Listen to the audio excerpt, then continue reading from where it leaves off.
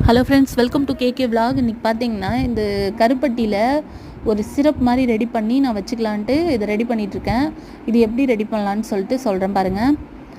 தெரிஞ்சவங்களுக்கு நான் சொல்லலை, தெரியாதவங்களுக்கு தான் இது சொல்கிறேன். இது ரொம்ப யூஸ்ஃபுல்லான ஒரு டிப்ஸு.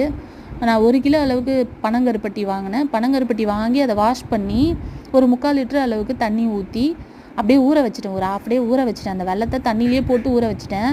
அதுக்கப்புறம் பார்த்திங்கன்னா ஈவினிங்காக ஸ்லோ ஃப்ளேமில் வச்சு கிளறிட்டே இருந்தேன். அந்த வெல்லம் நல்லா கரைஞ்சிடுச்சு, டக்குன்னு கரைஞ்சிடுச்சு. ஒரு 10 நிமிஷத்தில் 1/4 மணி நேரத்தில் கரைஞ்சிடுச்சு. அதுக்கப்புறம் கொஞ்சம் நேரம் கழித்து ஒரு 5 நிமிஷம் கொதிக்க வச்சேன். கொதிக்க வச்சு அப்படியே ஆற விட்டுட்டேன்.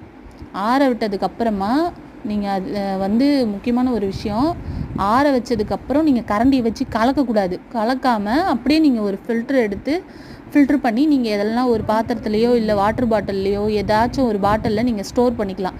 இது ஏன் சொல்கிறேன்னா, கலக்கக்கூடாதுன்னுட்டு, நீங்கள் கலக்குனீங்கன்னா அதுக்கு அடியில் மண், நிறைய கல், அந்த மாதிரி இதெல்லாம் தூசியெல்லாம் இருக்குது. அதனால் நீங்கள் கலக்காமல் அப்படியே நீங்கள் அதை ஃபில்ட்ரு பண்ணி எடுத்து வச்சுக்கலாம். அதுக்கு ஃபில்ட்ரு பண்ணதுக்கப்புறம் பார்த்தீங்கன்னா அதுக்கு அடியில் பார்த்தீங்கன்னா நிறைய தூசி இருக்கும், மண் இருக்குது நிறைய. அதனால தான்.